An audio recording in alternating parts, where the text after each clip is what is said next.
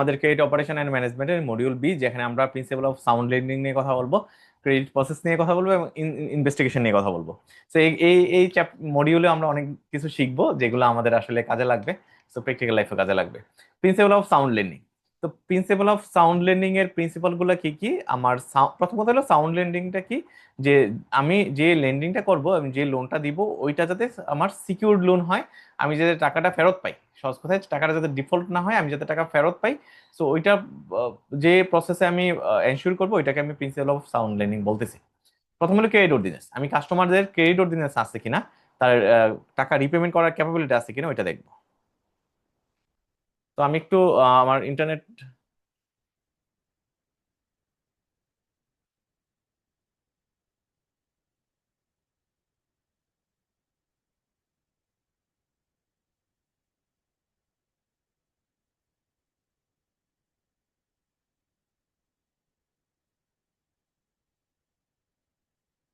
So যে পয়েন্টে ছিলাম, আমার ইন্টারনেট কানেকশনটা মানে একটু একটু আহ, আমার আমার কথা কি শুনতে পাচ্ছেন? জি স্যার, জি শুনতে স্যার। পাচ্ছি। জি জি। আচ্ছা, মাঝখানে আমার কারেন্ট চলে গেছে, হয়তো ইন্টারনেট কানেকশনের সমস্যা ছিল। সো আমরা যে পয়েন্টে ছিলাম, যে ক্রেডিট অর্ডিনেন্স দেখবো আমরা, যে ক্রেডিট অর্ডিনেন্সের মূল কথা হলো তার রিপেমেন্ট ক্যাপাসিটি আছে কিনা ওইটা দেখবো। দুই নম্বর হলো পারপাসটা দেখবো, সে লোন কেন নিচ্ছে। তো এই প্রোগ্রাম আমরা অলরেডি পড়ে আসছি, তাই না? যে সিলেক্টিং গুড বরোয়ার সিলেক্ট করার জন্য আমি কি কি জিনিস দেখবো, এখানেও পড়ে আসছিলাম। তো এখানে রিপিটেশন বলতে পারেন। আমরা কোলাটারাল দেখবো, যে তার কোলাটারাল ঠিকভাবে তার আছে কিনা। কোলাটারালের দেখার ক্ষেত্রে দুইটা জিনিস দেখবো, একটা হলো আমার কোলাটারালের ভ্যালু দেখবো, আর একটা কোলাটারালের আমার তার নামে আছে কিনা এটা দেখবো, ঠিক আছে? মালিকানা তার নামে আছে কিনা ওইটা দেখবো। রিস্ক অ্যানালাইসিস করে থাকবো, ডাইভার্সিফিকেশন করবো, আমরা কোনো একটা স্পেসিফিক সেক্টরকে লোন না দিয়ে আমরা বিভিন্ন সেক্টরে লোন দিব, যাতে ডাইভার্সিফাই হয় লোনটা। রেগুলেটরি কমপ্লায়েন্স, আমরা বাংলাদেশ ব্যাংকের কমপ্লায়েন্স ফলো করে লোন দিয়ে থাকবো।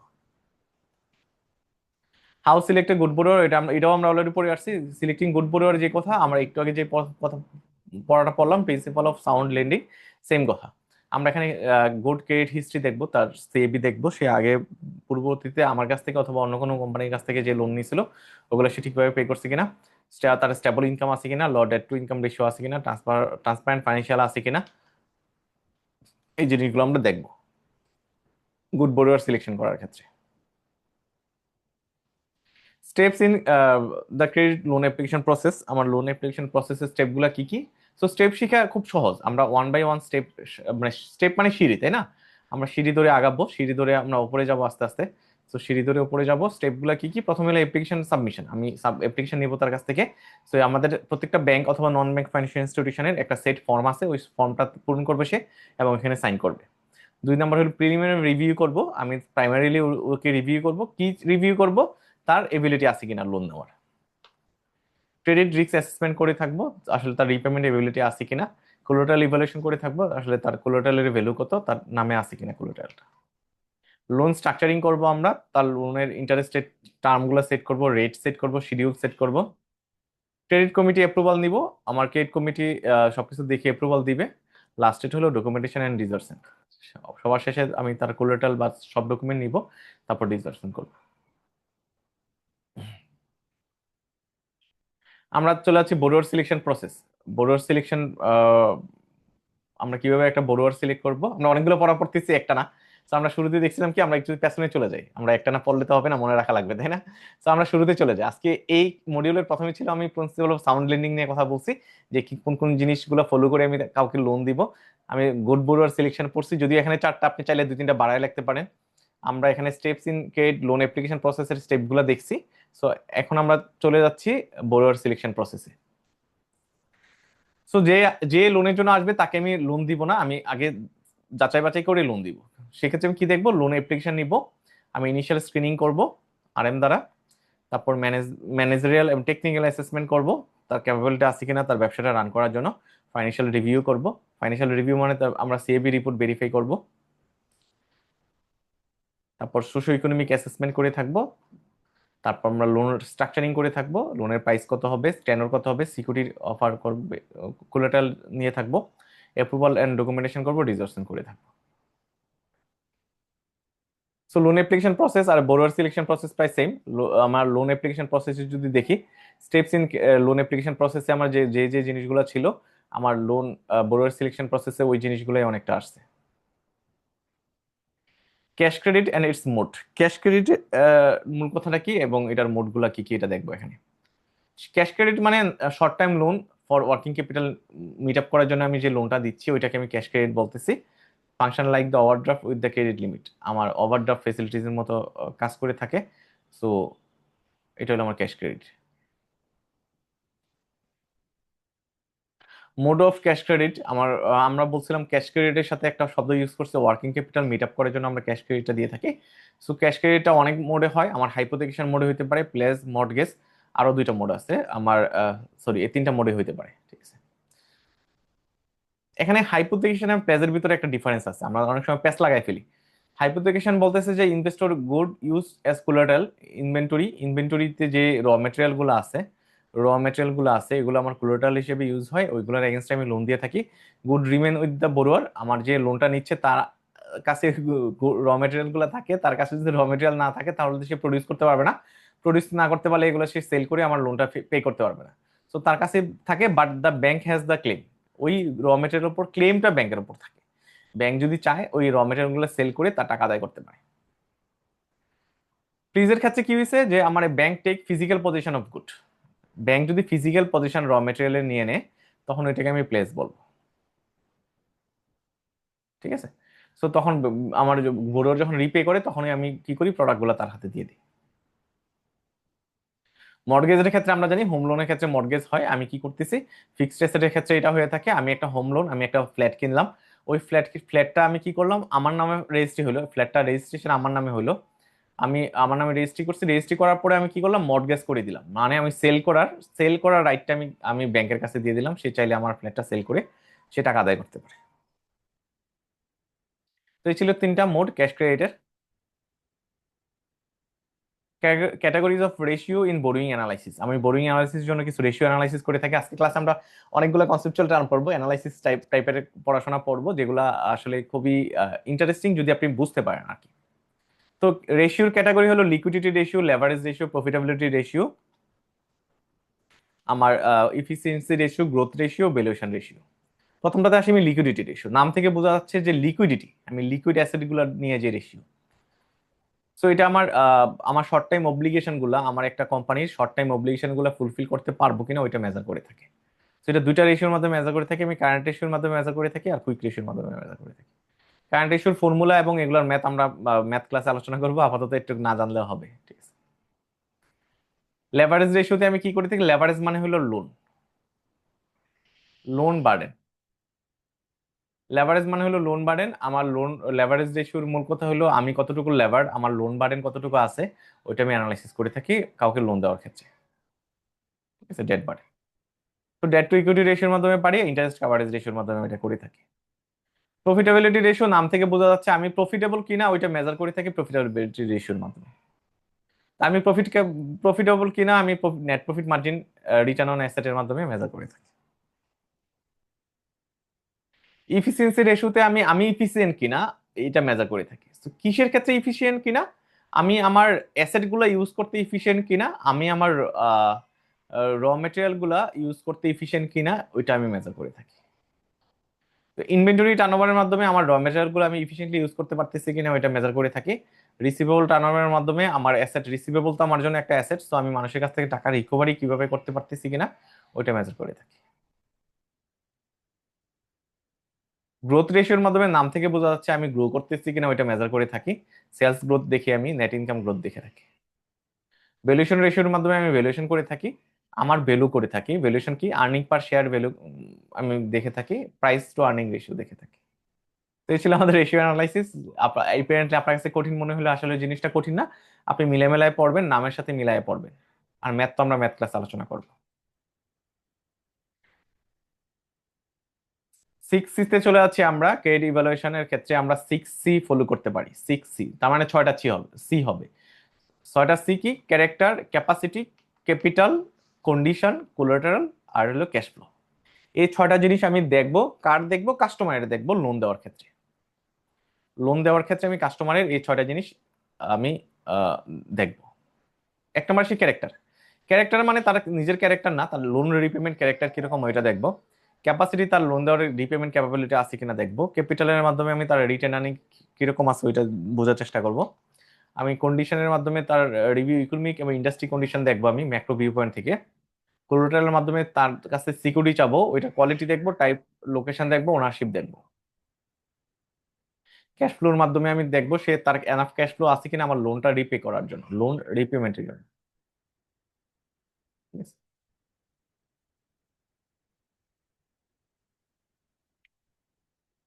Credit operation of for a bank activity stage. Credit operation for a bank, credit operation নামটা দিয়ে একটু বোঝার চেষ্টা করি। ক্রেডিট অপারেশন, আমি যে লোন অপারেশন করতেছি, লোন দিচ্ছি মানুষকে, এটার ভিতরে কি কি অ্যাক্টিভিটিস জড়িত, কি কি স্টেজ জড়িত। তো আমরা কিন্তু অলরেডি লোন অ্যাপ্লিকেশন প্রসেস শিখে আসছি, তাই না? লোন অ্যাপ্লিকেশন প্রসেস শিখছি, বড়োয়ার সিলেকশন প্রসেস শিখছি। তো ওইগুলোর রিপিটেশন হবে এটা। আমি শুরুতে লোন অ্যাপ্লিকেশন নিব, তারপর ক্রেডিট অ্যাসেসমেন্ট করব, লোন অ্যাপ্রুভাল দিব, লোন ডিসবার্সমেন্ট করব, রিপেমেন্ট মনিটরিং করে থাকবো, লোন রিকভারি করে থাকবো, কাস্টমার সার্ভিস দিয়ে থাকবো। সো আমার একটা জিনিস দেখেন, আমার কি ছিল লোন অ্যাপ্লিকেশন প্রসেসে, লোন অ্যাপ্লিকেশন প্রসেসে কি ছিল, ডিসবার্সমেন্ট পর্যন্ত ছিল, তাই না? ডিসবার্সমেন্ট পর্যন্ত ছিল, তারপরে ছিল না, মনিটরিংটা ছিল না। বাট আমার এখানে ক্রেডিট অপারেশনে আমার কি থাকতেছে, আমার রিপেমেন্ট মনিটরিং থাকতেছে, লোন রিকভারি থাকতেছে, কাস্টমার সার্ভিস থাকতেছে। কাস্টমার সার্ভিস থেকে যদি লোনের স্টেটমেন্ট চাই ওইটাও দিব। তো এডিশনাল কিছু জিনিস থাকতেছে। আমি একটা শুরু থেকে যাই। আমি আমার শুরুতে ক্রেডিট অপারেশনে আমি কি করতেছি, লোন অ্যাপ্লিকেশন নিতেছি কাস্টমারের কাছ থেকে, তারপর আমি ক্রেডিট অ্যাসেসমেন্ট করে তাকে লোনটা দিচ্ছি, লোন অ্যাপ্রুভাল দিচ্ছি, লোন ডিসবার্সমেন্ট করতেছি। তো এই 4টা স্টেপ, আমি হয়তো ওইখানে 7টা স্টেপে আলোচনা করছিলাম, বাট এখানে 4টা স্টেপে আলোচনা করছি। আমার লোন অ্যাপ্লিকেশন প্রসেস বলি, বোরোয়ার সিলেকশন বলি, আমার এই 4টা স্টেপ আলোচনা করছিলাম। বাট ক্রেডিট অপারেশনটা আর একটু ব্রডার টার্ম, এখানে আরো 3টা পয়েন্ট অ্যাড হয়েছে। আমার রিপেমেন্ট মনিটরিং করে থাকবো, সেটি লোনটা ঠিকভাবে রিপে করতেছি কিনা, ঠিক আছে। আমার লোন যদি আটকায় যায় ওইটা রিকভারি করার চেষ্টা করবো, কাস্টমার সার্ভিস দিয়ে থাকবো। কারো কোনো কনফিউশন? না স্যার, কনফিউশন ক্লিয়ার। জি। সো আমি একটা না পড়াচ্ছি তো এই কারণে আমিও মাঝে মাঝে কনফিউজ হয়ে যাই, আপনারা বুঝতেছেন কিনা। So stage of credit investigation, আমি ক্রেডিট ইনভেস্টিগেশন এর স্টেজ গুলা কি কি। তো আমি তো অনেকগুলো স্টেজ পড়ছি, তাই না? আমার অ্যাপ্লিকেশনের স্টেজ পড়ছি, এখন চলে আসছে ইনভেস্টিগেশন। আমি ইনভেস্টিগেট করে দেখব, আপনি যখন ডাক্তারের কাছে যান, ডাক্তাররা কি করে, ইনভেস্টিগেশন দেয়, টেস্ট দেয়। টেস্ট দিয়ে বোঝার চেষ্টা করে আপনার ব্লাডের সমস্যা আছে কিনা, আপনার কোনো উপাদানের সমস্যা আছে কিনা বডির। আর আমি লোন দেওয়ার ক্ষেত্রে আমি ইনভেস্টিগেট করে দেখবো যে কাস্টমারের সবকিছু ঠিক আছে কিনা, কাস্টমার আমি যাকে লোন দিব তার সবকিছু ঠিক আছে কিনা আমি ইনভেস্টিগেট করে দেখবো। কিভাবে ইনভেস্টিগেট করব, স্টেজগুলো কি কি, কালেক্টিং ইনফরমেশন, তার কাছে ইনফরমেশন কালেকশন করব, লোন অ্যাপ্লিকেশন নিব, ফাইন্যান্সিয়াল রিপোর্ট নিব, ফাইন্যান্সিয়াল স্টেটমেন্ট নিব, সাইট ভিজিট করব, তার ব্যবসা ঠিক আছে কিনা, ক্রেডিট রিপোর্ট নিব, সিএবি রিপোর্ট আর কি।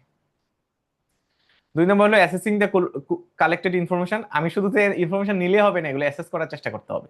সে আমার কাছে লোন চাইছে 1 কোটি টাকা, আর তার আমি সাইট ভিজিট করে ইনফরমেশন নিয়ে দেখলাম যে তার আসলে 50 লাখ টাকা দিলেই হবে তাকে, তার এর বেশি পাওয়ার সে যোগ্য না।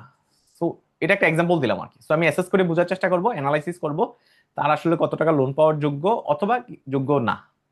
তো তার ক্রেডিট ওয়ার্থিনেস অ্যাসেসমেন্ট করব, বিজনেস ভিজিবিলিটি ভায়াবিলিটি দেখবো, ফাইন্যান্সিয়াল কন্ডিশন দেখবো, রিস্ক ফ্যাক্টর গুলো দেখবো, অ্যানালাইসিস করবো। শুধু ডেটা নিলেই হবে না, ডেটাগুলো অ্যানালাইসিস হইলো আমার সেকেন্ড স্টেজের কাজ। থার্ড স্টেজে এসে আমি প্রিলিমিনারি স্ক্রিনিং করব, তাকে yes or no, yes or no. Yes হইলে আমি নেক্সট স্টেপে যাব, বিজনেস প্রসপেক্ট দেখবো বড়ুয়ারের, ঠিক আছে, গ্রোথ পটেনশিয়ালটা দেখবো। 5 নম্বর হলো ইন্ডাস্ট্রি এবং বিজনেস রিস্ক অ্যানালাইসিস করবো। শুধু তাকে অ্যানালাইসিস করলে হবে না, তার বিজনেস ইন্ডাস্ট্রি, যে ইন্ডাস্ট্রিতে সে ব্যবসা করতেছে ওইটাও অ্যানালাইসিস করবো। ফাইন্যান্সিয়াল স্টেটমেন্ট অ্যানালাইসিস করব, ক্যাশ ফ্লো অ্যানালাইসিস করব, তার ক্যাশ আমার ইনস্টলমেন্ট পে করার ক্ষমতা আছে কিনা প্রজেকশন করব, ঠিক আছে।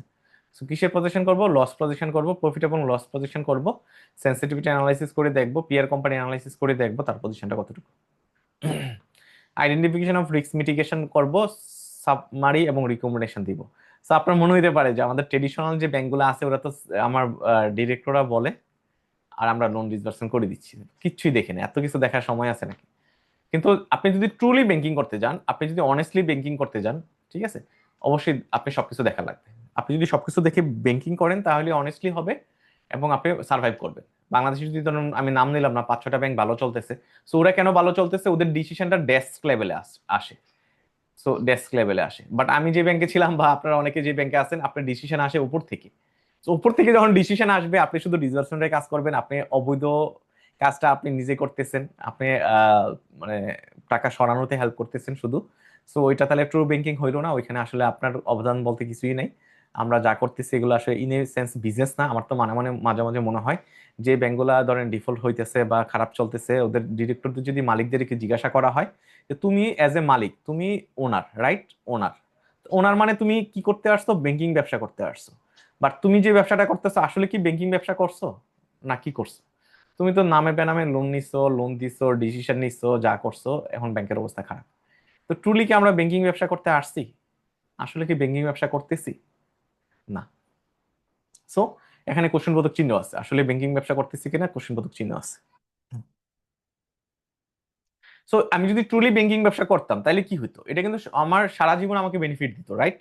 সারা জীবন আমার বেনিফিট দিত। একটা ডিরেক্টর যারা একবারে শুরু থেকে মালিকানায় ছিল, ওরা কত টাকা দিছে? খুব বেশি টাকা কিন্তু দেয় নাই।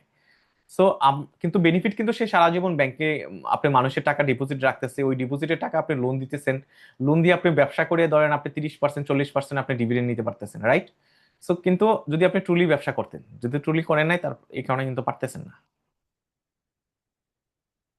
পারপাস অফ ক্রেডিট ইনভেস্টিগেশন, আমার ক্রেডিট ইনভেস্টিগেশনের পারপাসটা কি? আমরা একটু আগে ক্রেডিট ইনভেস্টিগেশনের স্টেজগুলো পড়ছি, রাইট? তো এটার পারপাসটা কি? আমি কেন করব? আমার অ্যাসেস ক্রেডিট ওর্ডিনেন্স, কাস্টমারের ক্রেডিট ওর্ডিনেন্স অথবা রিপেমেন্ট ক্যাপাবিলিটি। ক্রেডিট ওর্ডিনেন্সের আরেকটা টার্ম হলো রিপেমেন্ট ক্যাপাবিলিটি আছে কিনা ওইটা দেখার জন্য। রিডিউস রিস্ক, আমার রিস্ক রিডিউস করার জন্য। এখানে কিসের রিস্ক? ডিফল্ট রিস্ক রিডিউস করার জন্য। ডিফল্ট রিস্ক রিডিউস করার জন্য আমার ইনভেস্টিগেশন দরকার। লোনের টার্ম সেট করার জন্য, তুমি যদি রিস্কি হও আমি বেশি ইন্টারেস্ট চার্জ করব, আর যদি কম রিস্কি হও ইন্টারেস্ট কম চার্জ করব। এনশিওর কমপ্লায়েন্স, আমি কমপ্লায়েন্সের জন্য আমার বাংলাদেশ ব্যাংক বলছে ইনভেস্টিগেশন করা লাগবে, আমি করতেছি। প্রোটেক্ট অ্যাসেট, আমার অ্যাসেট আমার লোনটা আমার অ্যাসেট, লোনকে সিকিউর করার জন্য আমি করতেছি। এনহ্যান্স ডিসিশন মেকিং, আমার ডিসিশন মেকিং সুন্দর, আমার একুরেট ডিসিশন নেওয়ার জন্য দরকার। Feature of effective good credit proposal, good credit প্রপোজালের এটা অলরেডি পড়ে আসছে তাই না, সিমিলার টু গুড বোরোয়ারের মতোই। সো আমি ডিটেলে যাব না। আমার গুড ক্রেডিট প্রপোজালে কি কি থাকবে? আমার কম্প্রিহেন্সিভ ইনফরমেশন থাকবে, আমার ক্লিয়ার লোন পারপাস থাকবে, আমার রিস্ক অ্যাসেসমেন্ট করা থাকবে, এখানে ফাইন্যান্সিয়াল অ্যানালাইসিস থাকবে, আমার মিটিগেশন স্ট্র্যাটেজি থাকবে, লোন স্ট্রাকচারিং থাকবে, এক্সিকিউটিভ সামারি থাকবে, পলিসি কমপ্লায়েন্স থাকবে। Role of credit management in bank, একটা ব্যাংকের ক্রেডিট ম্যানেজমেন্ট কি রোল প্লে করে থাকে? আমি বলবো যে মেজর রোল প্লে করে থাকে। আমি একটা শব্দ ইউজ করলাম, মেজর রোল প্লে করে থাকে। কারণটা কি? একটা ব্যাংকের তার যে অ্যাসেট গুলো আছে, তার 85% হলো লোন। সো কি রোল প্লে করে থাকে আমার ক্রেডিট ক্রেডিট ম্যানেজমেন্ট? আমার রিস্ক অ্যাসেসমেন্ট করে থাকে, ডিসিশন মেকিং করে থাকে, পোর্টফোলিও কোয়ালিটি দেখে থাকে, আমার রেগুলেটরি কমপ্লায়েন্স করে থাকে, প্রফিটেবিলিটি এনশিওর করে থাকে, রিলেশনশিপ ম্যানেজমেন্ট করে থাকে, ডিফল্ট মিটিগেশন করে থাকে। আমাকে ম্যানেজমেন্ট না থাকলে আমার এগুলো হইতো না। Function of credit administration department, credit administration, এতক্ষণ আমরা ক্রেডিট নিয়ে কথা বলছি, অ্যাডমিনিস্ট্রেশন শব্দটা একবারের জন্য আসে না। সো ক্রেডিট অ্যাডমিনিস্ট্রেশন ডিপার্টমেন্টের ফাংশনটা কি? আমি আমি বইয়ের বাসায় যাওয়ার আগে আমি একটা জিনিস বলি, আরএম এর কাজটা কি একটু বলেন তো? রিলেশনশিপ ম্যানেজার কি করে? আমার অ্যাপ্লিকেশন নিয়ে আসে, রাইট? আর ক্রেডিট ডিপার্টমেন্ট কি করে থাকে? আমার অ্যাপ্রুভাল অথরিটি আমার অ্যাপ্রুভাল দিয়ে থাকে, রাইট? অ্যাডমিনিস্ট্রেশন হলো ডকুমেন্ট মেনটেন করে থাকে। একটু একটা সব মনে রাখেন, অ্যাডমিনিস্ট্রেশন ডিপার্টমেন্ট হলো ডকুমেন্ট মেনটেন করে থাকে। সে আরএম এর রোলও প্লে করে না, সে ক্রেডিট অ্যাপ্রুভালের রোলও প্লে করে না, ঠিক আছে? সে হলো ডকুমেন্টেশন মেনটেন করে থাকে, এটুকু মনে রাখলে হবে।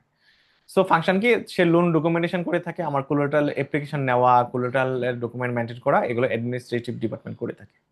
কোলাটারাল ম্যানেজমেন্ট করে থাকে, সে লোন ডিসবার্সমেন্ট করে থাকে, লোন মনিটরিং করে থাকে, লোন রিকভারির ব্যবস্থা করে থাকে, রিস্ক ম্যানেজমেন্ট করে থাকে, কমপ্লায়েন্স করে থাকে, কাস্টমার সার্ভিস দিয়ে থাকে।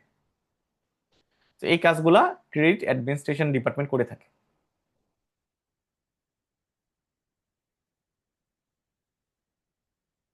Objective of financial statement analysis, আমরা অন্য একটা চলে যাচ্ছি, ফাইন্যান্সিয়াল স্টেটমেন্ট অ্যানালাইসিস। আমি যেহেতু সিএফএ চার্টার্ড, সো আমার কিন্তু এগুলো নিয়ে পড়াশোনা ছিল, ফাইন্যান্সিয়াল স্টেটমেন্ট অ্যানালাইসিস করা, প্রপার ইনভেস্টমেন্ট ডিসিশন নিয়ে আসা। সো ফাইন্যান্সিয়াল রাহুল ভাই স্টেটমেন্ট, একটা কোশ্চেন ছিল। জি বলে। অ্যাডমিনিস্ট্রেশন ডিপার্টমেন্টে কাস্টমার সার্ভিসের যে বিষয়টা, এটা ওরা কিভাবে কাস্টমার সার্ভিসটা দিবে? আচ্ছা, কাস্টমার সার্ভিসটা কি ধরেন, আমার কাস্টমার দেখা গেছে যে কাস্টমার অনেক স্টেজে সার্ভিস চাইতে পারে। কাস্টমার শুরুতে চাই যে আমাকে একটা চেকলিস্ট দাও, আমার কি কি ডকুমেন্ট লাগবে। তারপর সে চায় যে আমাকে লোন ডিসবার্সার, আমার লোনের প্রসেস করো, দ্রুত প্রসেস করো, ওইটা চায়। হ্যাঁ। তারপর সে চায় যে তুমি আমাকে স্যাংশন লেটার দাও। Sanction letter terms and condition change করতে চাইলে রিকোয়েস্ট করে। লোন নেওয়ার পরে সে চায় যে আমার লোনের স্টেটমেন্ট দাও। ট্যাক্স পারপাসে হইতে পারে, তার হিসাব রাখার জন্য হইতে পারে। সো কাস্টমার অনেক স্টেজে অনেক সার্ভিস চায় ব্যাংকের কাছে, ওই সার্ভিসগুলো দেওয়া হলো অ্যাডমিনিস্ট্রেশনের কাছে। তো এখন আপনি বলতে ওকে। পারেন যে এই সার্ভিসের সাথে তো আমার আরএম রাও জড়িত, অনেক সময় আরএম রাও হেল্প করে থাকে। আরএম কি অ্যাডমিনিস্ট্রেটিভ ডিপার্টমেন্টের সাথে কোলাবোরেশন করে হেল্প করে থাকে, ঠিক আছে। আরএমটা হলো মার্কেটিং জব, এটা হলো মার্কেটিং রিলেটেড জব, বা অফিসিয়াল রোলটা প্লে করে থাকে অ্যাডমিনিস্ট্রেটিভ ডিপার্টমেন্ট। ক্লিয়ার? জি, থ্যাংক ইউ। স্যার কিছুক্ষণ আগে যে রিস্কের ব্যাপার একটা বিষয় বলছিলেন স্যার, যে মানে কাস্টমার যদি রিস্কই বেশি হয় তাহলে আমরা হচ্ছে গিয়ে তাকে বেশি ইন্টারেস্ট চার্জ করি, আর যদি রিস্ক কম হয় তাহলে ইন্টারেস্ট কম চার্জ করি। এক্ষেত্রে স্যার আসলে যদি এজ এ আমি লোন টেকার হই, আমি কি ধরে নিব যে ব্যাংক চায় না যে তার লোনটা রিকভারি হোক, যেহেতু সে আমাকে বেশি ইন্টারেস্ট চার্জ করতেছে। তো বেশি ইন্টারেস্ট চার্জ করলে তো আমার পার ইনস্টলমেন্টে বেশি টাকা পড়বে, এটা কি আমি আসলে কি ধরে নিব? এটা যদি স্যার একটু ক্লিয়ার আচ্ছা, করতেন। এটা হলো প্রথম কথা হলো বাংলাদেশে এটা প্র্যাকটিসটা নাই, আমি ভালো কাস্টমারকে খারাপ কাস্টমারে সেম চার্জ করতেছি, সেম চার্জ করতেছি। হ্যাঁ। বাট অ্যাকচুয়ালি হওয়ার কথা ছিল কি, যে ভালো কাস্টমার সে যার সিএভি ভালো সবকিছু ভালো তাকে আমি কম চার্জ করব, যে খারাপ তাকে বেশি চার্জ করব। এখন আপনার পয়েন্টে আসি, যে বেশি মানে রিস্কি তাকে বেশি চার্জ করলে তো তার কষ্ট বেড়ে যাচ্ছে, তার তো না দেওয়ার চান্সটা আরো বেশি যাচ্ছে, বেড়ে যাচ্ছে। তো এখানে ব্যাংকের পয়েন্ট থেকে কি ধরেন, ব্যাংকের পোর্টফোলিও তো আসলে ধরেন যে ব্যাংক অলরেডি, ধরেন আপনি যদি ব্র্যাক ব্যাংকের কথা ধরেন, ব্র্যাক ব্যাংক অলরেডি ভালো চলতেছে, তার ধরেন লোনের এনপিএল রেশিও হলো মাত্র 3%। হ্যাঁ। তো তার প্রফিট বাড়ানোর জন্য, এই ব্র্যাক ব্যাংকের প্রফিট মার্জিন বাড়ানোর জন্য সে তো ধরেন 5% লোন তো রিস্কি কাস্টমারকে দিতেই পারে। রিস্কি কাস্টমার বলতে যে আমি শিওর যে সে ডিফল্ট হবে জিনিসটা তা না। রিস্কি কাস্টমার বলতে আমি বলতে পারি ধরেন চাল ডাল, চাল ডাল নতুন একটা ইনিশিয়েটিভ নিয়ে আসছে, পাঠাও। ওরা এখনো ওরা স্টার্ট আপে আছে, ধরেন 10 মিনিট স্কুল, এখনো তারা এক্সপানশনে আছে, ওরা ব্যবসা করতে পারবে কি না পারবে। যদি ব্যবসা করে তাহলে অনেক ব্যবসা করতে পারবে, আর যদি ফল করে তাহলে আসলে আমার লস হবে। সো ওই টাইপের কাস্টমারকে যখন আমি লোন দিব তখন আমি তাকে বেশি চার্জ করলাম। বেশি চার্জ করলে সুবিধা হবে, আমার ইনকাম বেড়ে যাবে। আর যদি সে সাকসেস হয় তাহলে তো আমার বেশি রিটার্ন আসলো। সো এগুলো অনেক ফ্যাক্টরের উপর ডিপেন্ড করে, যে আমার অলরেডি আমি কতটুকু রিস্ক নিচ্ছি ওইটার উপর ডিপেন্ড করবে আমি রিস্কি কাস্টমারকে লোন দিব কিনা। এখন আপনার উল্টাটা কাস্টমারের বিবরণ থেকে বলি, রিস্কি কাস্টমার কেন বেশি ইন্টারেস্টে রাজি আছে লোন নেওয়ার জন্য। কারণ সে তো কোথাও থেকে লোন পাচ্ছে না, সে রিস্কি মানে সবার জন্যই রিস্কি, সবাই তার কাছে বেশি চার্জ করে, সো সে বেশি ইন্টারেস্টে লোন দিতে রাজি আছে। ক্লিয়ার?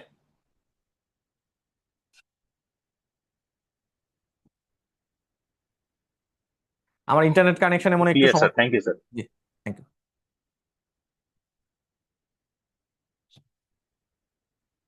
তো আমরা এখানে চলে যাচ্ছি objective of financial statement analysis, আমরা ফাইন্যান্সিয়াল স্টেটমেন্ট অ্যানালাইসিসের অবজেক্টিভে চলে যাচ্ছি। আমার ফাইন্যান্সিয়াল স্টেটমেন্ট, আমি প্রথমে আসি ফাইন্যান্সিয়াল স্টেটমেন্ট বলতে কি বোঝা যায়। ফাইন্যান্সিয়াল স্টেটমেন্ট হলো আমার ব্যালেন্স শিট এক নম্বরে, দুই নম্বর হলো আমার ইনকাম স্টেটমেন্ট, প্রফিট আর লস অ্যাকাউন্টও বলতে পারি, প্রফিট এবং লস অ্যাকাউন্টও বলতে পারি। তিন নম্বর হলো আমার কি cash flow, cash flow statement. চার নাম্বার হলো আমার ওনার ইকুইটি, ওনার ওনার ইকুইটি স্টেটমেন্ট, ঠিক আছে, ওনার ইকুইটি স্টেটমেন্ট। এই চারটাকে আমি ফাইন্যান্সিয়াল স্টেটমেন্ট বলতেছি। এই ফাইন্যান্সিয়াল স্টেটমেন্ট অ্যানালাইসিস করে আমি বড়োয়ারে কি করতে পারি, আমি জাজ করতে পারি তার অবস্থা কি। সো ফাইন্যান্সিয়াল স্টেটমেন্টের অবজেক্টিভ গুলা কি কি, উদ্দেশ্যগুলো কি কি, কেন আমি ফাইন্যান্সিয়াল স্টেটমেন্ট অ্যানালাইসিস করব। অ্যাসেস দ্য অপারেটিং ইফিসিয়েন্সি, সে আসলে ইফিসিয়েন্টলি অপারেট করতে পারতেছে কিনা ওইটা আমি বোঝার চেষ্টা করব ফাইন্যান্সিয়াল স্টেটমেন্ট অ্যানালাইসিসের মাধ্যমে। সো অপারেশনাল এফিসিয়েন্সি কিভাবে বুঝবো, এফিসিয়েন্সি রেশিওর মাধ্যমে। তার রিসিভেবল টার্নওভার দিয়ে বুঝবো, ইনভেন্টরি টার্নওভার দিয়ে বুঝবো সে এফিসিয়েন্টলি অপারেশন করতেছে কিনা। লিকুইডিটি অ্যানালাইসিস করে আমি বুঝবো তার লিকুইডিটি অবস্থা কিরকম, তার ডেট বেশি না, সরি তার ability to meet short term obligation. তো আমার কারেন্ট রেশিও দিয়ে আমি বুঝবো, কুইক রেশিও দিয়ে বোঝার চেষ্টা করবো তার লিকুইডিটি আছে কিনা। প্রফিটেবিলিটি অ্যাসেসমেন্ট করে থাকবো সে প্রফিটেবল কিনা, নেট প্রফিট মার্জিন দিয়ে আমি বুঝবো তার প্রফিটেবল কিনা। Marketability ratio just viability of product and service, তার মার্কেটেবিলিটি রেশিও তার প্রোডাক্টের গ্রহণযোগ্যতা আছে কিনা, ওইটা রেশিও দিয়ে হবে না, ওইটা অন্যভাবে জাজ করার চেষ্টা করবো। ফাইন্যান্সিয়াল লেভারেজ আমি তার ডেট বার্ডেন দেখবো, ডেট টু ইকুইটি রেশিও দিয়ে বোঝার চেষ্টা করবো তার ডেট বার্ডেন কেমন আছে। ক্যাশ ফ্লো অ্যানালাইসিস করবো, রিভিউ দ্য ইনফ্লো এবং outflow for repayment of capacity, কেমন এটা ক্যাশ ফ্লো অ্যানালাইসিসের মাধ্যমে বুঝবো। তারপর আমি রিস্ক আইডেন্টিফিকেশন করবো, ডিটেক্ট দ্য ফাইন্যান্সিয়াল স্ট্রাকচার এবং উইকনেস দেখে আমি বোঝার চেষ্টা করবো তার আসলে কি অবস্থা যাচ্ছে। সো এই এই উদ্দেশ্যে আমি কি করবো, তার ফাইন্যান্সিয়াল স্টেটমেন্ট অ্যানালাইসিস করবো। কারো সমস্যা থাকলে অবশ্যই বলবেন। স্যার স্যার, একটা একটা কোশ্চেন করতে যাচ্ছিলাম। জি, জি, অবশ্যই। রিস্ক আইডেন্টিফিকেশনের ক্ষেত্রে আমরা যে ডিটেক্ট দ্য ফিনান্সিয়াল স্ট্রাকচার এই টার্মটার ক্ষেত্রে আমরা কোন স্ট্রাকচারটাকে দাঁড় করিয়ে আইডেন্টিফাই করবো যে তার কি কি রিস্ক আছে, নাকি রিস্ক মিটিগেশনের কি কি প্রসেস সে নিয়েছে, এ জাতীয় কিছু কি? ফাইন্যান্সিয়াল স্ট্রাকচার বলতে বোঝাচ্ছে তার যে, আমার একটা পাই চার্ট দিয়ে যদি বুঝি তাহলে তার ইকুইটি কতটুকু, ডেট কতটুকু। ধরেন এটা ইকুইটি, আচ্ছা। এটা ডেট। তো ডেটের ভিতরে আবার কি দেখা গেছে যে ধরেন হাই ইন্টারেস্ট রেটের ডেট আছে কিনা, হাই রেটের ডেট আছে কিনা। তো এইভাবে আমি আচ্ছা। তার ফাইন্যান্সিয়াল স্ট্রাকচারটা বোঝার চেষ্টা করবো, সে মানে ডেট বার্ডেন তার বেশি কিনা, ডেট বার্ডেনের ভিতর তার ইন্টারেস্ট বার্ডেন বেশি আছে কিনা। So, ওইটা বোঝাচ্ছে আর কি। এটা দিয়ে বোঝার চেষ্টা করবো তার আসলে কি অবস্থায় আছে সে যদি অলরেডি লোন এটা বার্ডেনে কি বেশি থাকে। ফিনান্সিয়াল লিভারেজের সাথেই তো মিলে যাচ্ছে মনে মিলে হচ্ছে স্যার। যাচ্ছে, হ্যাঁ, অনেকটা মিলে যাচ্ছে। একটু কন্টিনিউ করেন, এগুলো কোশ্চেন। আচ্ছা, আমরা কোশ্চেন অ্যান্সার ওকে, সেশনে ঠিক যাব, আছে আমরা স্যার। ক্লাসটা কন্টিনিউ করি। জি। So technique of financial statement analysis. তো আমি এতক্ষণ পড়ছি আমি অবজেক্টিভ, উদ্দেশ্য কি ফাইন্যান্সিয়াল স্টেটমেন্ট অ্যানালাইসিসের উদ্দেশ্যটা কি। এখন আমি শিখবো যে আমি কি কি টেকনিক অ্যাপ্লাই করে ফাইন্যান্সিয়াল স্টেটমেন্ট অ্যানালাইসিস করব। সো আমি অলরেডি কিন্তু বলে ফেলছি, ধরেন আমি এখানে কিন্তু অলরেডি বলছি যে আমার অপারেটিং এফিসিয়েন্সি মেজার করার জন্য আমি কি করব, ইনভেন্টরি টার্নওভার করব। সো অলরেডি কিন্তু আমি টেকনিক বলে ফেলছি, তারপর আমি ডিফারেন্টলি সেপারেটলি আমি টেকনিক নিয়ে আলোচনা করতেছি। আমরা একটু সবাই মিউট রাখবো আমাদের মাইক্রোফোনটা। সো যে পয়েন্টে ছিলাম, আমি রেশিও অ্যানালাইসিস করব। টেকনিকটা কি, ফাইন্যান্সিয়াল স্টেটমেন্ট অ্যানালাইসিসের রেশিও অ্যানালাইসিস করে বোঝার চেষ্টা করব যে তার ফাইন্যান্সিয়াল স্টেটমেন্টটা কোন অবস্থায় আছে। আমরা ট্রেন্ড অ্যানালাইসিস করব। সো রেশিও নিয়ে আমি ডিটেলে গেলাম না, যেহেতু এটা নিয়ে আমরা ম্যাথ করব, অলরেডি রেশিও অ্যানালাইসিসের একটা দুইটা স্লাইড পড়ছি। সো ওই নিয়ে আমি গেলাম না, আমি ট্রেন্ড অ্যানালাইসিসে চলে গেলাম। ট্রেন্ড অ্যানালাইসিসে আমি বোঝার চেষ্টা করব তার সেলসের গ্রোথ কেমন হচ্ছে, তার রেভিনিউ, নেট প্রফিট, সো সেলসের গ্রোথ কেমন হচ্ছে, ওইরকম আমি ট্রেন্ড বোঝার চেষ্টা করব, তার সেলসের গ্রোথ কেমন, রেভিনিউর গ্রোথ কেমন, ওইটা বোঝার চেষ্টা করব। ট্রেন্ড অ্যানালাইসিসটা ইয়ার টু ইয়ার হয়। 2022 সালের সাথে আমি 2023 সালের কম্পেয়ার করবো, 2023 সালের সাথে 2024 সালের কম্পেয়ার করবো। কমন সাইজ অ্যানালাইসিস করব। তো কমন সাইজ অ্যানালাইসিস করে আমি বোঝার চেষ্টা করব আমার তার অবস্থা কিরকম আছে। কমন সাইজ মানে আমি পার্সেন্টেজে আলোচনা করব। পার্সেন্টেজ মানে হলো আমার সেলসের কত percent cost of goods sold, cost of goods sold, ঠিক আছে। কত পার্সেন্ট আমার নেট প্রফিট, সেলসের কত পার্সেন্ট তার নেট প্রফিট থাকে, অথবা গ্রোস প্রফিট থাকে, কত পার্সেন্ট নেট প্রফিট থাকে। সো আমি সেলসকে আমি বেস ধরে আমি পার্সেন্টেজ দিয়ে বোঝার চেষ্টা করতেছি যে তার কস্ট অফ গুডস সোল্ড কত পার্সেন্ট সেলসের, কত পার্সেন্ট তার গ্রোস প্রফিট, কত পার্সেন্ট নেট প্রফিট। ওইটাকে আমি কমন সাইজ অ্যানালাইসিস বলতেছি।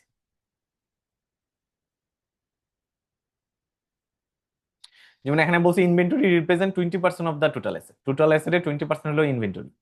সো আমি কমন সাইজ করে ফেলতেছি, পার্সেন্টেজ দিয়ে, কমন সাইজ মানে পার্সেন্টেজ দিয়ে বোঝার চেষ্টা করতেছি, এভাবে মনে রাখলে হবে। হরিজন্টাল অ্যানালাইসিস হলো আমার, এটা হলো ভার্টিক্যাল, রাইট, এটা হলো ভার্টিক্যাল আর এটা হলো হরিজন্টাল। সোয়ানো যেটা, এটা হলো হরিজন্টাল। তো হরিজন্টাল অ্যানালাইসিস মানে হলো ইয়ার টু ইয়ার অ্যানালাইসিস করব। 2022-এর সাথে 2023-এর অ্যানালাইসিস করব, 2023-এর সাথে 2024-এর অ্যানালাইসিস করব। এটা হরিজন্টাল অ্যানালাইসিস বলতেছি।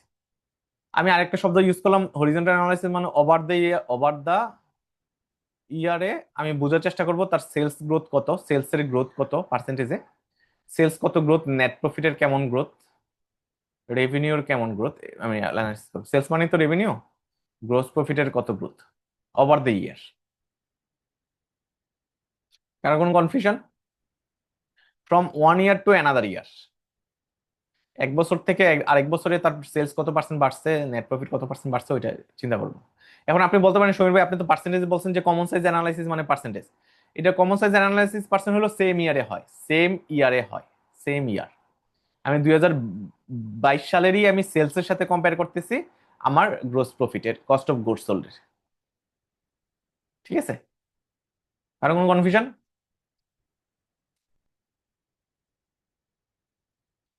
ভার্টিক্যাল অ্যানালাইসিস, আমি এখানে ভার্টিক্যাল অ্যানালাইসিস করব। হরিজন্টাল অ্যানালাইসিস এবং ট্রেন্ড অ্যানালাইসিস দুইটাই তো স্যার বললেন যে at the end of the year, তাহলে এই দুটো কি একই জিনিস হয়ে গেল না?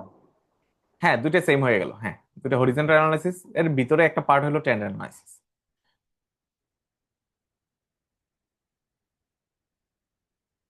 হ্যাঁ, ট্রেন্ড অ্যানালাইসিস আর হরিজন্টাল অ্যানালাইসিস কাছাকাছি টার্ম, যেহেতু বইয়ের ভাষায় ওরা আলাদা লেখছে, আমরা আলাদাভাবে লিখবো। ভার্টিক্যাল অ্যানালাইসিসের সাথে আবার কি কমন সাইজ অ্যানালাইসিসের একটা মিল আছে।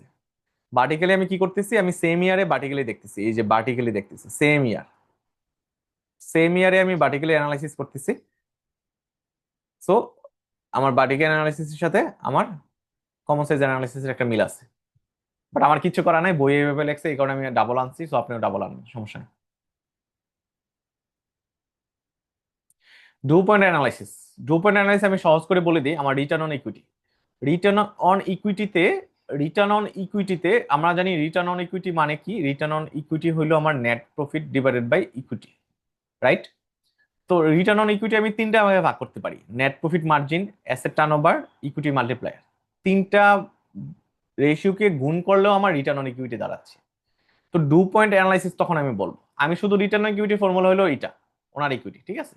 Net profit divide by owner equity হলো আমার রিটার্ন অন ইকুইটির ফর্মুলা। বাট এখানে আমরা ডু পয়েন্ট অ্যানালাইসিস বলতেছি। তো ডু পয়েন্ট অ্যানালাইসিস আর রিটার্ন অন ইকুইটির ভিতর ডিফারেন্সটা হলো, ডু পয়েন্ট বলতেছে রিটার্ন অন ইকুইটিতে আমার এই net profit margin, asset turnover এবং ইকুইটি মাল্টিপ্লায়ার তিনটার ভিতরে কার কন্ট্রিবিউশন বেশি ওইটা মেজার করি ডু পয়েন্ট অ্যানালাইসিসের মাধ্যমে। আমি আবারও রিপিট করতেছি, আমার রিটার্ন অন ইকুইটিতে net profit margin, asset turnover না ইকুইটি মাল্টিপ্লায়ার কার কন্ট্রিবিউশন বেশি ওইটা অ্যানালাইসিস করে থাকি ডু পয়েন্ট অ্যানালাইসিসের মাধ্যমে। ক্যাশ ফ্লো অ্যানালাইসিসে আমি আমার অ্যাভেলেবল ক্যাশ আছে কিনা, পজিটিভ নেট ক্যাশ ফ্লো আছে কিনা ওইটা অ্যানালাইসিস করে থাকি। এরপরে কারো কোনো সমস্যা? না স্যার। জি, আমরা সামনে যাই তাহলে। আমরা কি ফাইন্যান্সিয়াল রেশিও নিয়ে আমরা ম্যাথ সলভ ক্লাস করবো। এখানে শুধু ফর্মুলাগুলো দেখার চেষ্টা করবো। রিটার্ন অন অ্যাসেট এর ফর্মুলা হলো কি net income divided by average total asset. So profitability from asset, আমি অ্যাসেটের প্রফিটেবিলিটি মেজার করার চেষ্টা করি এটার মাধ্যমে। আমি আবারও রিপিট করতেছি, return on asset. So return on asset, আমার অ্যাসেট নিচে যাচ্ছে, টোটাল এভারেজ অ্যাসেট নিচে যাচ্ছে, আর নেট ইনকাম উপরে যাচ্ছে, ঠিক আছে? সো রিটার্নটা আমি নেট প্রফিট দিয়ে, নেট ইনকাম দিয়ে আমি মেজার করে থাকি, এটা এইভাবে মনে রাখলে পারে। নেট ইন্টারেস্ট মার্জিন, মার্জিন শব্দটা যখন আসবে, নেট ইন্টারেস্ট ইনকাম উপরে আর আমার হইলো এভারেজ আর্নিং অ্যাসেট নিচে। লোন টু ডিপোজিট রেশিও, আমার টোটাল লোন আর নিচে হলো টোটাল ডিপোজিট। ক্যাপিটাল এডিকুইসি রেশিও আমরা সবাই জানি, আমরা রিস্ক ম্যানেজমেন্টে এটা নিয়ে পড়াশোনা করছি। টায়ার 1 ক্যাপিটাল, টায়ার 2 ক্যাপিটাল, মানে ইলিজিবল ক্যাপিটাল উপরে থাকে, এর দুটো মিলে হলো ইলিজিবল ক্যাপিটাল উপরে থাকে, নিচে হলো রিস্ক ওয়েটেড অ্যাসেট। তো এই রিস্ক ওয়েটেড অ্যাসেটের ভিতরে আমার ক্রেডিট রিস্ক ওয়েটেড অ্যাসেট আছে, মার্কেট রিস্ক ওয়েটেড অ্যাসেট আছে, অপারেশনাল রিস্ক ওয়েটেড অ্যাসেট আছে। আমরা শুধু ফর্মুলাগুলো মনে রাখি, পরে আমরা ম্যাথ করব। অ্যাসেট কোয়ালিটি রেশিওতে আমার এনপিএল এর সাথে আমি টোটাল অ্যাসেটের, টোটাল লোনের কম্পেয়ার করব। এনপিএল মানে কি আমরা সবাই জানি, এটা নিয়ে আমরা সবাই কনসার্ন। আমার উপরে হলো এনপিএল নেট, নিচে হলো, এটা হলো এনপিএল রেশিও, নিচে হলো আমার লোনের অ্যামাউন্ট। সো এনপিএল 5% মানে হলো আমার 100 টাকা লোনের ভিতরে 5 টাকা হলো bad loan. Category of ratio for borrower analysis, মানুষ আমার কাছে টাকার জন্য আসছে, আমি তাকে অ্যানালাইসিস করব কিভাবে, তার লিকুইডিটি রেশিও করব, আমি কারেন্ট রেশিও এবং কুইক রেশিও দিয়ে তার লিকুইডিটি অ্যানালাইসিস করব। লিকুইডিটি অ্যানালাইসিস করা মানে হলো তার তার শর্ট টার্ম লাইবিলিটি গুলা ফিল করার এবিলিটি আছে কিনা। তো আমরা সবাই কারেন্ট রেশিও জানি, current asset divided by current liability, এটা সবাই জানি, না জানার কোনো কারণ নাই। কুইক রেশিওতে আমরা কি করতেছি, কারেন্ট অ্যাসেট থেকে ইনভেন্টরি বাদ দিয়ে আমি কারেন্ট লাইবিলিটি দিয়ে ভাগ করতেছি, সো এটাও জানি। তাহলে লিকুইডিটি রেশিওর পরে আমি চলে যাচ্ছি সলভেন্সি রেশিও।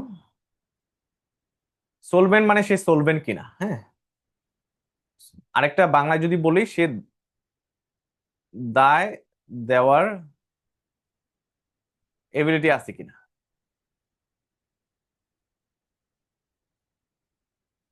তার যে লোন আছে লোনগুলো দেওয়ার এবিলিটি আছে কিনা ওইটাকে আমি বলি solvency ratio. So debt to equity ratio আমার solvency ratio, debt ratio, total debt divide by total asset, total debt divide by total equity দিয়ে বোঝার চেষ্টা করি তার ডেট বার্ডেন কেমন। প্রফিটেবিলিটি রেশিও দিয়ে বোঝার চেষ্টা করি তা সে প্রফিটেবল কিনা। Return on asset, return on equity দিয়ে বোঝার চেষ্টা করি সে প্রফিটেবল কিনা। এফিসিয়েন্সি রেশিও দিয়ে বোঝার চেষ্টা করি সে এফিশিয়েন্ট কিনা, যেমন asset turnover ratio, inventory turnover ratio. Asset turnover ratio হলো net sales divide by average total asset, cost of goods sold divide by average total inventory. এখানে আপনাদের একটা টেকনিক শিখে দিই আপনি। এই টার্নওভার শব্দটা যখন থাকবে তখন এই অ্যাসেটটা নিচে চলে যাবে। অ্যাসেট টার্নওভার মানে অ্যাসেট নিচে চলে যাবে। আমি আবারও বলতেছি, টার্নওভার শব্দ যখন থাকবে, টার্নওভার শব্দ যখন থাকবে তখন অ্যাসেট হলো নিচে চলে যাবে। অ্যাসেট টার্নওভার মানে অ্যাসেট নিচে চলে যাবে, টোটাল অ্যাসেট। ইনভেন্টরি টার্নওভার মানে ইনভেন্টরি নিচে চলে যাচ্ছে। আর তার বাকি রেশিওগুলো দেখেন আপনি, রিটার্ন অন অ্যাসেট আমি রিটার্ন উপরে, নেট ইনকাম উপরে, return on equity net income উপরে। সো প্রথম শব্দটা উপরে ছিল। ডেট টু ইকুইটি রেশিও উপরে, ডেট ডেট রেশিওতেও ডেট উপরে, কারেন্ট রেশিওতেও হইলো টোটাল অ্যাসেট উপরে নিচে। তাহলে এই দুইটা রেশিওতে কি ছিল, প্রথম শব্দটা উপরে ছিল, ডেট রেশিও ডেট উপরে, তাই না? ডেট রেশিও ডেট উপরে, ডেট টু রেশিও ডেট উপরে, রিটার্ন রেশিও রিটার্ন উপরে। শুধু টার্নওভারের ক্ষেত্রে কি হচ্ছে, প্রথম শব্দটা নিচে চলে যাচ্ছে। অ্যাসেট টার্নওভার মানে অ্যাসেট নিচে চলে যাচ্ছে, টোটাল অ্যাসেট। কারো কোনো কনফিউশন?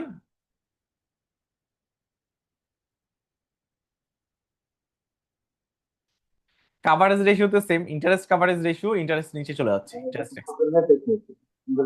বলেন। ডেট সার্ভিস কাভারেজ রেশিও আমার ডেট নিচে চলে যাচ্ছে, ডেট সার্ভিস। সো কাভারেজ এবং টার্নওভার, এই টার্নওভার এবং কাভারেজ এই দুইটা শব্দ যখন থাকবে তখন আমার প্রথম শব্দটা নিচে চলে যাবে। Leverage ratio, financial leverage ratio, average total asset divide by average equity, equity multiply হলো total asset divide by total equity. So এই ছিল আমার রেশিও। আমরা আজকে ক্লাস একবারে শেষ পর্যায়ে চলে আসছি, আর কয়েকটা স্লাইড আছে, আমরা একটু মনোযোগটা ধরে রাখবো। লম্বা ক্লাস, লম্বা পড়াশোনা, অনেক পড়াশোনা কারোই ভালো লাগে না, এটা স্বাভাবিক। সো বাট কিচ্ছু করার নাই, যেহেতু আমাদের পড়াশোনা করা লাগবে, সো আমরা একটু মনোযোগটা ধরে রাখবো। সো আইসিআরএস মানে হলো ইন্টারনাল ক্রেডিট রেটিং সিস্টেম, যেটা আগে ছিল সিআরজি ছিল, ক্রেডিট রিস্ক গ্রেডিং ছিল, এখন হলো internal credit risk rating system. Internal credit risk rating system আমার কেন ইম্পর্টেন্ট, কেন গুরুত্বপূর্ণ, কেন রিস্ক অ্যাসেসমেন্টের জন্য গুরুত্বপূর্ণ, স্ট্যান্ডার্ডাইজ ইভালুয়েশনের জন্য গুরুত্বপূর্ণ, ডিসিশন মেকিং টুলসের জন্য গুরুত্বপূর্ণ, রেগুলেটরি কমপ্লায়েন্সের জন্য গুরুত্বপূর্ণ, ক্রেডিট রিস্ক মিটিগেট করার জন্য গুরুত্বপূর্ণ, প্রফিটেবিলিটি পোর্টফোলিও কোয়ালিটি মেনটেন করার জন্য গুরুত্বপূর্ণ। আমি ডিটেলে আর গেলাম না। Internal credit risk rating, Bangladesh bank internal credit risk rating গুলা কি কি দিছে আমার। Internal credit risk rating, internal credit risk rating কি কি ক্যাটাগরিতে ভাগ করছে আমার। সুপিরিয়র, এক্সিলেন্ট ক্রেডিট কোয়ালিটি যদি থাকে তাকে আমি সুপিরিয়র বলবো, গুড বলবো কাকে, স্ট্রং ক্রেডিট কোয়ালিটি যদি থাকে গুড বলবো, অ্যাকসেপ্টেবল বলবো কাকে, স্যাটিসফ্যাক্টরি ক্রেডিট কোয়ালিটি যদি থাকে অ্যাকসেপ্টেবল বলবো, মার্জিনাল বলবো কাকে, এডুকেট ক্রেডিট কোয়ালিটি যদি থাকে তাকে মার্জিনাল বলবো, স্পেশাল মেনশন কাকে বলবো, পটেনশিয়াল উইকনেস যদি থাকে স্পেশাল মেনশন বলো, সাবস্ট্যান্ডার্ড বলবো কাকে, সিগনিফিকেন্ট রিস্ক যদি থাকে, ডাউটফুল বলবো হাই রিস্কি যদি হয়, ব্যাড এন্ড লস বলবো ভেরি হাই রিস্কি যদি হয়। তো এই ছিল আজকের পড়া। আমরা আজকে পড়া শেষ করার আগে একটু দেখে আসি আজকে পড়ায় আমি ক্লাসে কি কি পড়ছি। আমরা আজকে ক্লাসে ইন্ট্রোডাক্টরি ক্লাসে আমরা আমরা লোনের ডেফিনিশন শিখছি, বোরোয়ারের টাইপস শিখছি, আমরা কোয়ালিটি অফ গুড বোরোয়ার শিখছি, হ্যাঁ, গুড ক্রেডিট প্রপোজালের কি কি জিনিস দরকার হয় এগুলো শিখছি। আর এখানে আমরা সিএমএসএমই নিয়ে কথা বলছি, আনএমপ্লয়মেন্ট নিয়ে কথা বলছি, ইন ডিটেল আলোচনা করছি। আজকে ক্লাসে সেকেন্ড চ্যাপ্টারে আমরা প্রিন্সিপাল অফ সাউন্ড লেন্ডিং নিয়ে কথা বলছি, আমরা ফাইন্যান্সিয়াল স্টেটমেন্ট অ্যানালাইসিস নিয়ে কথা বলছি। সো আমরা ফাইন্যান্সিয়াল স্টেটমেন্ট অ্যানালাইসিসের ডিটেলে মাত্র আলোচনা করছি। তো এই ছিল আজকে ক্লাস, আমি রেকর্ডিংটা অফ করে দিচ্ছি। সবাই ভালো থাকবেন যারা রেকর্ডিংটা শুনতেছেন, দেখা হবে পরবর্তী ক্লাসে। তো সবাই ভালো থাকবেন, আল্লাহ হাফেজ, আসসালামু আলাইকুম।